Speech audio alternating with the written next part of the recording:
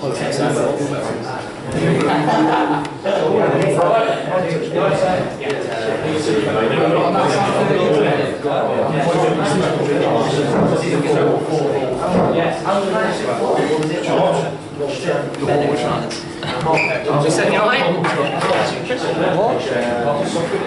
ready guys, let's crack straight on. We will try and get away from your 7:45, 7:50 latest, okay? Not here, out there as well, but we're not going to do a lot out there, just a bit of running, a bit of ball work, and that's it. Okay, basically all this is now tonight, an advancement from the last time, was just generally about us, what we're going to do. This is more individually about us now as a team going forward, okay? So, a little bit at the start doesn't change, the only thing I've added into that, that's in life. Okay, before it was our philosophy as a club, now this is me generally in life, and this is what I want from all of us. Okay, to be the best in everything we do. And that's why we try and get on time. Even when I know some things happen, you become late. Listen to it tonight, there was a crash on the way in, coming from the Ross way. But just still trying to do the best that we can. Recap on last season, we set these KPIs at the start of the season. It was designed from myself to try and get us to win the league. Okay, and this is what we needed to achieve to win the league. That's what I set out that we would need ultimately to win it. Okay, this is what actually did win it. Now, those that can't read that, it's still 42 games. They actually won 28, not 29. They drew 8. They lost 1 more, so they allowed that. 91 goals won it. 33 conceded. That I love that figure because that's fantastic. So it was 92 points that won the league. Now, I don't think that'll happen again. Okay, it was a low amount to win it. That was what we actually did. Okay, so again, we won 8 games fewer than we needed to and drew 2 more, and obviously the loss column. Goals wise, I think we were spot on. We know that was a big issue, our conceding. We ended up 5th. Just remember, we got 70 points, we should have got 95. That difference of 25, I'll come on to that in a little bit, okay? So that to me is crucial. So I've put a 25-point plan in place. Going, again, these are the individual KPIs, what you need to win the league. You need to win at least 66% of your games, 2 points per game, we didn't do that. Concede no more than 1.5, we didn't do that. 16.69 shots per goal per game. Again, to me, we dropped on that with 10.38. I don't think you actually need that many. This was based on a study in a top academy in Holland. They talk about 18, but I went it down to 16.69. Again, we didn't do that. Strike accuracy, you need 55% when we're talking elite, and we were at 64.9, which is fantastic. It really is. We've done the same in pre-season. We're up to 62, 63. Strike ratio 3.2 on target equals 1 goal. That means every 3 shots on target, you will get a goal. Okay, it might be you've got to 8 and not got none, but then all of a sudden by the time you get to 12, you will have got that. And that is still going. We're at 2.88 last season, so it proves it works, and we've done it in pre-season. Okay, as I said on Saturday. The 2 goalkeepers that played majority, Kieran played 26.5 games, 42 key saves. I do key saves above 7. 7 or above. 6 is average that anybody should save, that any one of us could save it. 7 is above. Okay, he did 42, Matt did 30 in 15.5 games. These are your individuals. So I'll use Jonah because him and Aidan are at the top 2, and I've done it on goals in order of that preference. But this is the target that I'm looking at, and that there. When we talk about elite strikers, we talked about the 55% being above. Okay, so we've got Jonah's in there, Aidan's in there, Dan Pollen was in there, Hamzy's just outside, Sid was in there, and then we talk about less than 3. So we've got Greavesy in there, great strike rate for Greavesy, 1.92. Trust me, that shocked me as much as you. Then again, Jonah 2.68, Aid 2.5, Dan Pollen 2.17. Hamzy again, that didn't shock me. Who else is in there? Ben Hayes, every 2 shots on goal you scored Ben. That's phenomenal, mate. Going down, Feb's there too. And the rest of you, down to the bottom. None of them you see, if you look at that, many are above the 3.2 that we looked at. The assist table on the side, again, we put that in there just for, I will send this out, guys, and it will be uploaded to the YouTube page, but I will send the presentation out because of the 25 points that I'll come on to in a minute, but so you can have a look at your own individual, because trust me, I keep my own individual record as well. And I talk about that, and I spoke a bit on the previous one. That is 80 games since I've been here at Westfield. That is competitive games. So the league, the FA Cup. I don't count the County Cup. So the League and the FA Cup or the FA Vars. I want to be the best that I can be. Top 3%. Winning percentage for me at the moment, I'm at 50%. That ain't good enough if you want to be the best. If you look at the top elite managers, and so we'll go Mourinho, Ferguson are at 64, 65%. You then come down to the others and you've got, I think Ranieri after winning the league last year was 51%. Then you'll come down again to Brendan Rodgers, great coach, when he's at Swansea and Liverpool, his winning percent is 46%. And at the moment, Slaven Bilic, again a very good coach, manager, he's at 39%. So we're doing okay at 50, but again, it's not enough. I go to that average 2 points a game, I'm at 1.75. Concede no more than 1.5, we're at 1.55. And that's taken into last season, the amount of goals we conceded. Okay, so we are doing very well, okay? Goals scored 2.5, we're at 2.46. So, again, I've got no's in all of them. I want more, okay?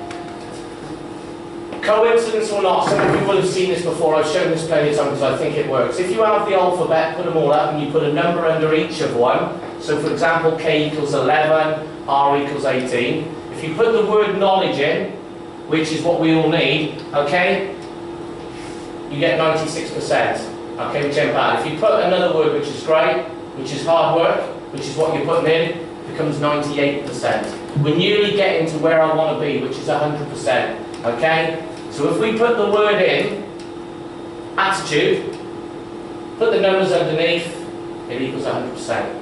There's no coincidence in that. For me, this is the difference of the top players, top teams. Okay, I was very lucky when I was doing my A licence that 40 of us in the UK were chosen by Clive Woodward to go over a project that he was trying to get forward thinking. And this is where I got a lot of this from. Out of the 40 of us that were on the course. And he brought it in massively, and this is where I'll go into the 25-point plan, this is where I got the idea from. But again, it's thinking correctly under pressure, guys. We started off last season talking about this as a joke, sort of thing, because it was. But you look at the top players. Man City, Aguero, in the 90th minute. Man U, 90th minute, 2 goals. Champions League, 99.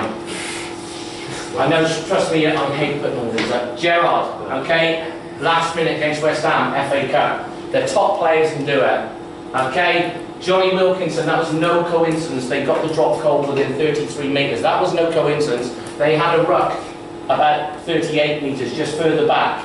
Johnny Wilkinson wasn't the player in the hole, he was. Matt Dawson, the scrum half, picked the ball up and was at the bottom of the ruck. So they didn't do it then, they wanted to get closer. They had another ruck.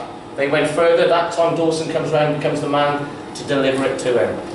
It's the fine details, guys, and that's what wins you it. I go on this one, bad example of TCUP. Sonny Bill Williams, a New Zealand All Black, probably one of the greatest ever to play the game. Makes a big decision 24 minutes into the second test when he hits our player. Does that, he puts them down to 14 players, otherwise they'd have won the test match quite comfortably. Misses the final game, we get a drawn series in New Zealand. Decisions, guys, in the final minutes. Again, recently now, the England goalkeeper Woodman, under-20 World Cup, final, does his preparation, does his homework, doesn't panic, knows what the lad's going to do, saves the penalty. Owen Farrell, again, does his routine, doesn't matter what, there's no rush, doesn't matter when it's the last minute, stick to what you do well. Okay, don't panic. Think correctly under pressure. And obviously our favourite one, 88th minute, Highgate at home. We actually win the game 4-2 because Ben Miller ruins it and scores again and takes Kane's glory. But it was 3-2 when we scored that goal. Okay? We went on and still scored another one. That's what I call TCUP. Okay?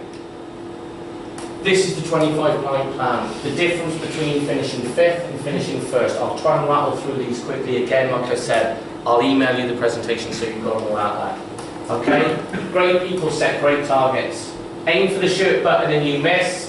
Okay, you hit the body. Aim for the body, they survive.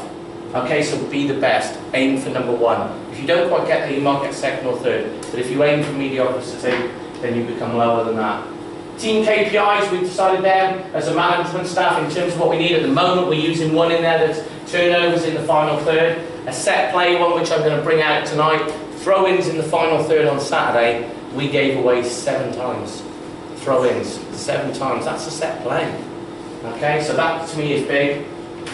Leave everything as we find it. We've been trying to do this all the time. Out on the pitch when we take our tapes off and all the rest of it. The dugouts, the changing rooms, home or away. If it's good enough for the greatest team ever, it's good enough for us. If they sweep the dressing room, then there's no reason why we can't. Okay, you're not better than you think you are, if it's good enough for them. That a bit fuzzy at the end. That just makes it worse, okay. Sorry. Who said that? Oh, it's a new lad. Sorry, those that don't know, that's Sean. I've only come to spin the wheel. Okay, good lad, good lad. I'm learning how to do that as well. Okay. Number 4, look after yourselves away from the club. You might not be playing for Westfields when you're not here, but you still represent Westfields and us, each and every one of us, okay? That to me is massively important.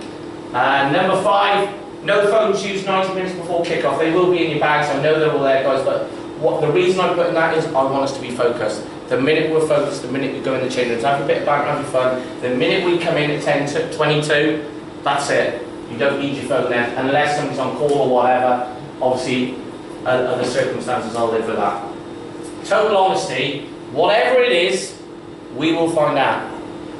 Not because we're devious bastards, although we might be. People want to tell us. Okay? Like, perfect example, he's not here tonight, he's gone away, but Greasy, getting in at 5:45 Saturday morning. Didn't know till after the game. Okay? We need to know. It's better if we know. Okay? It's annoying, but it's better if we know beforehand, because we find out. Okay? And then that trust word comes into it. Desire to be as good without the ball as you are with it. Belief. This is a big one for me, and I'm going to highlight. And this is what I do. I pick out individuals. I don't care. Okay? Because I'll speak to you about it if you want to. I'll pick out John. Okay? Because I don't believe you think you're as good as you are, and you are. Okay? Ben Foster, when we were doing one of our courses, he came in and did a talk, and it was about belief and how good you can be. And when Man United shockingly signed him from West, he could not believe it. He went out to training the one day, on his first day, and as he's walking down the path towards the pitches, he bends down to do his lace-up, not because it was undone, because he was as nervous as fuck. Excuse me. He couldn't believe he was there. He looks up as he's doing his lace, he sees Beckham, Scholes, Giggs, Ferguson, and he said, what am I doing here? Hence his Man United career didn't last long. Believe it, okay? This one for me probably goes a little bit to Saturday, and it will happen last year, and it will continue to happen when you have a successful team. Be prepared for the good and bad times. When you're not selected, when things go wrong for you. One of the greatest lines, and I use a lot of rugby stuff because I think we are behind them in terms of off-the-field activities and probably some of the stuff on the pitch. One of the greatest lines ever, and this is again, Woodward said this to us, the first test in 1977 was on the bench. His attitude was spot on. The other 2 players in his position, he went over, he did all he can to make sure it was right for them, that they were okay. He ended up being the greatest, in Woodward's opinion, and he knows a fair bit about it, the greatest ever Lion, and he won 114 caps for his country, England. Jason Leonard is the player in question. Again, expect when things don't happen. Omani, okay? In England v Ireland rugby showdown in March, he wasn't even in the starting lineup. Okay? An injury puts him into the team. This is March. The Lions is picked in May, June time. He's then chosen because he had such a good couple of games. He then goes on the Lions tour. He actually captains the first Lions match at that this year. Not the first test, but the first Lions match. So it can happen. Conor Murray played in the tests. Okay? 18 months ago, he was 5th choice for Munster, 5th choice, and somebody went to scout him for another team, said to them afterwards he's out of a player. As it happened, he transferred up, got to Munster's first team. These things happen, guys, but also we'll come on to that a little bit about how we react to it in a bit. Discipline on and off the field, paramount. Things that we tolerate, things that we don't. These are big ones for me. Decisions that aren't correct, tolerate it, because you'll get them. Whether they're from me or the referee, okay? Had we gone and lost the game Saturday because of what I did, tolerate it, happens, okay? You can't do a lot about it, okay, so tolerate it. Different views on the game, again, same thing, tolerate it, put up with it. Tolerate, players holding one another accountable. So on the pitch, if gloves, lambasts, Alex, tolerate it. We're doing it for ownership, we're not doing it because it's a personal vendetta. Because if it's a personal vendetta, we will find out, we will deal with that. okay? Take ownership out there. I want players to take ownership. We didn't do it enough last season, hence the 25 points. Do not tolerate, this is what we won't put up with, behaviour that hinders the team's efficiency, okay? That goes back to that. We will deal with it if it's personal. Behaviour that contradicts the team value.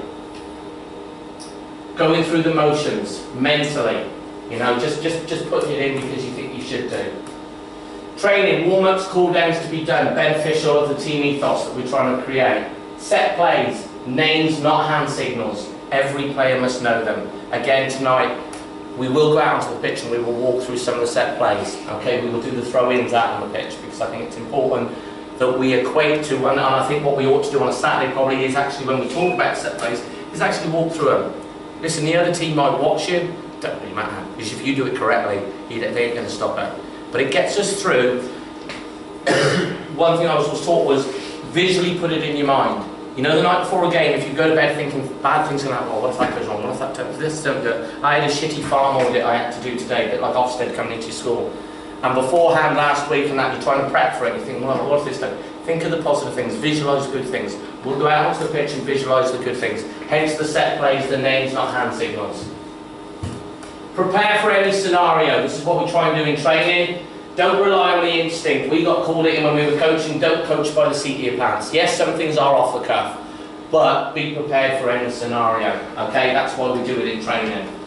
Motor engram, it's a set of instructions that's stored in your brain, no different than when you were kids and you go to school. If you walk to school, okay, and you had to walk a regular path and you went across the park and through the lane and up to the school gate, somebody puts a house there and builds it one day, you go to the school the next day, you panic, because that's wrong. That wasn't there yesterday. You probably want your mum or your brother to take you to school the next day because you're that bit nervous.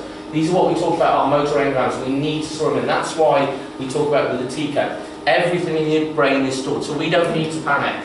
Okay? Don't overthink it. 5 minutes of a game to go, we're chasing it. Don't overthink it. Concentration blows creativity. Again, I said this the last time when Barnes Wallace did the bouncing bomb. They couldn't think of it in the World War, how can we bust that down? They couldn't think what it was. They were in laboratories, in offices for 3 to 4 weeks trying to think, how do we get them? They couldn't get the planes close enough because they'd be shot down. So how do we get to that dam? It was only that he switched off and he went for a walk and he went across the lake and sees a kid throwing a stone, sees it bouncing. Suddenly that creativity comes. Don't overthink it. No different when you're in your workday work. If it's not going right, just switch off for a couple of minutes, get yourself back right and try and refocus. I know it's difficult when we're out there because we've got 90 minutes, but the best players do it. War Room, this is definitely from Woodward. He did this with us quite a lot, it's brilliant. Okay, so we'll set things up, we'll do it here on training nights in the winter. Okay, we set scenarios. Can you then do it yourselves? Can you come up with the decisions? We'll put you into little groups and see who comes up with the best decisions.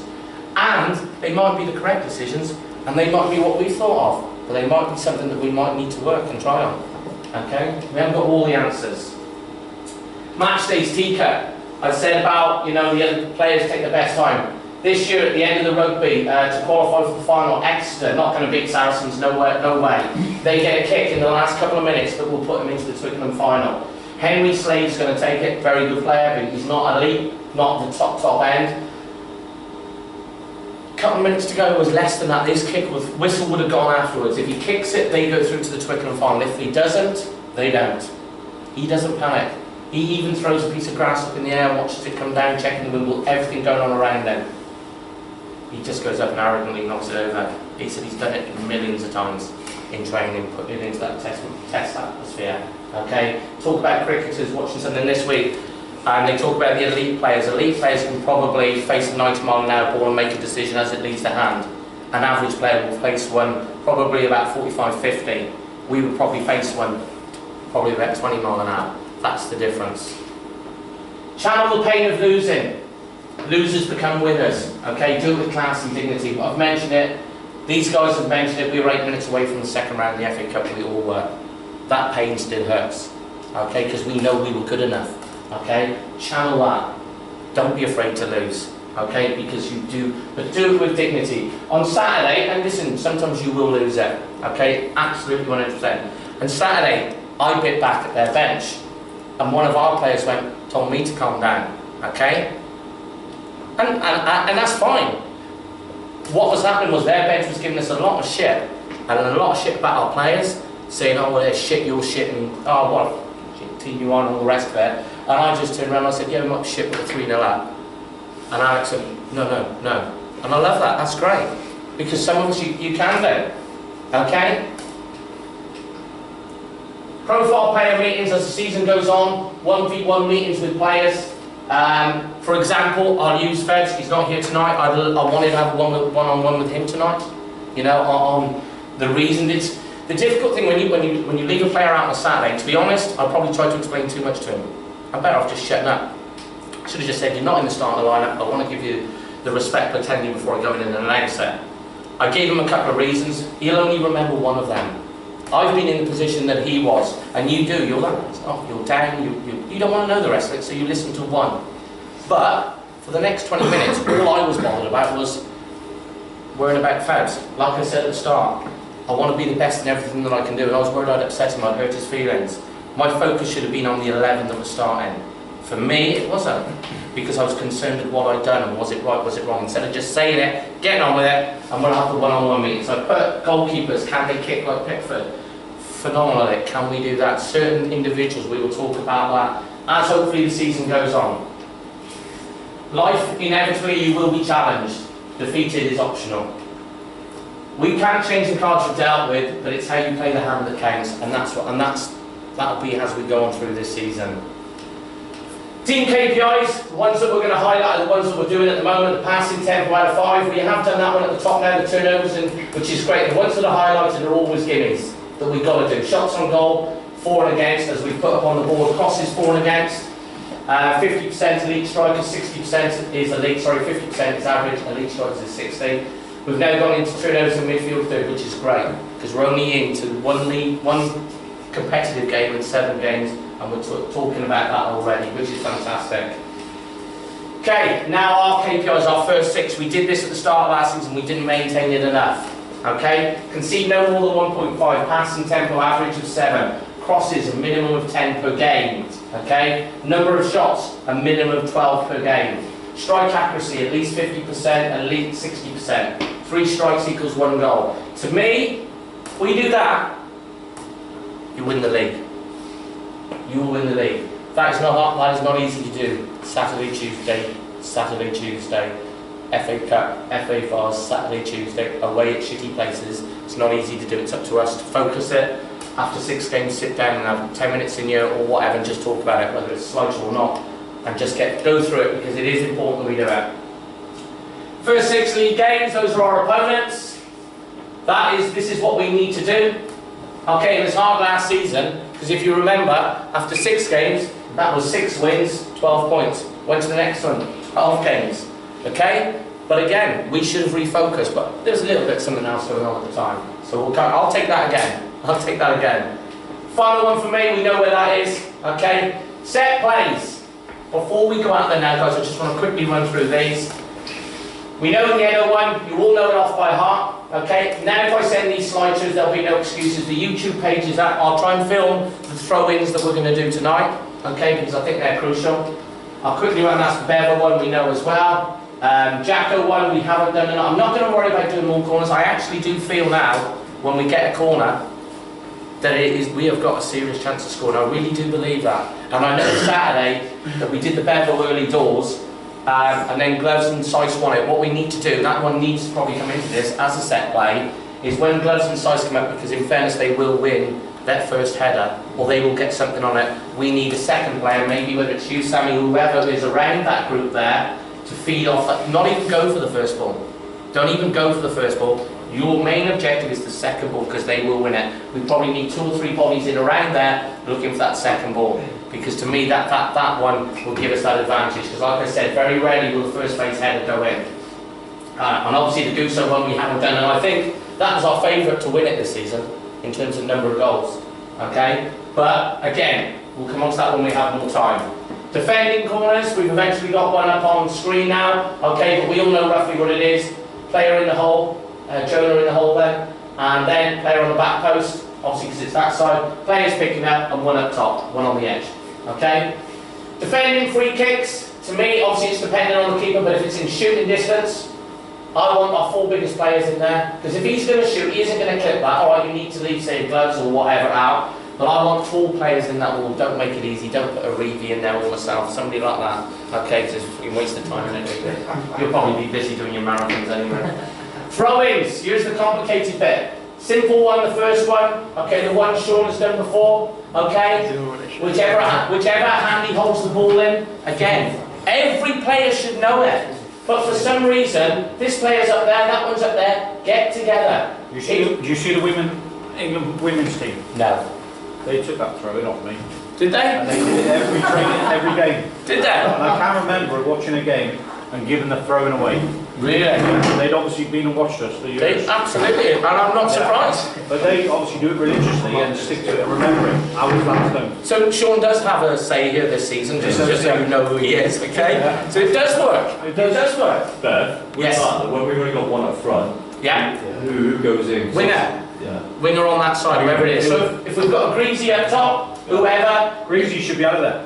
I was just going to say, it should be, the 2 players should be there. Yeah, that's what we normally do, winger and one other, but obviously we haven't got winger and a midfielder. So you ain't going to wait a what? We've only got 1 striker now. You don't want to leave 2 wide players. So a wide player and a midfielder. Okay. There's 3 of you. Everyone should know the routine. Okay, so even if Gloves, you know, he's on his way back from one of his runs up forward, and he's on his way back and nobody else goes, he knows it. Go and stand there. Yeah? We should all know that off by heart. We will walk through it for the new players so as they do know it. Mine is a little bit more complicated, okay, and all the diagrams and lines make it all difficult. I'm not going to go through it now, okay, because it is complicated. I'll do it out there on the pitch, although saying that, what I will do is I will run through it, because out there on the pitch I want everyone to know. So the striker starts there, the player has the ball there. To know that he's going to do this routine, you'll bounce the ball twice. We have the player there, and a player there. Now, ideally I'd like that to be a lefty, so I know it's the right hand side, but could that be a lefty? So just think about that. It doesn't have to be. And this player here, doesn't matter either foot really. You're all good enough either foot, so it shouldn't matter. Okay? Sammy Plain's shown that by putting one in against Pegasus, because nobody knows what fucking foot he is. So it doesn't matter, anybody, you can do it. So what happens is the player there bounces it twice. This player comes running forwards to the ball. Okay? Yes, yes, yes, yes, yes!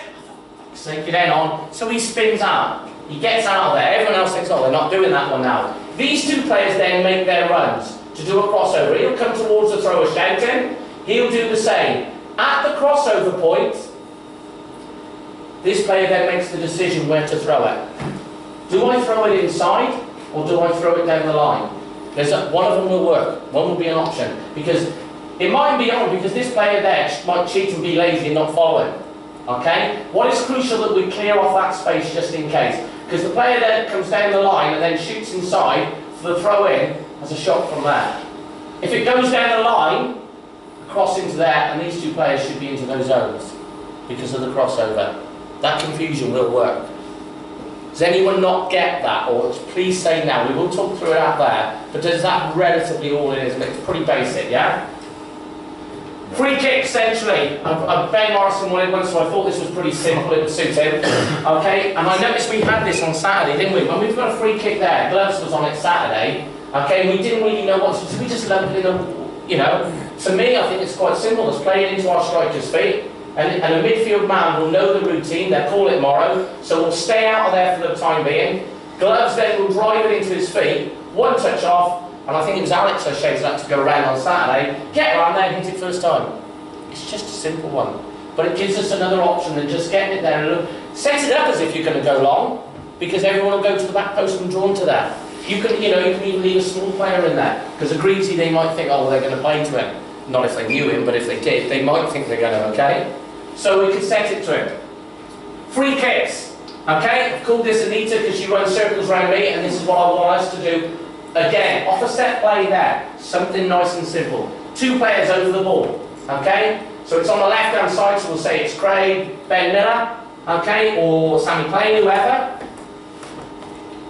And 3 big players at the back were shouting for it, okay? This player there is paramount, he'll stand in there, again, like the movement away, and comes back for it.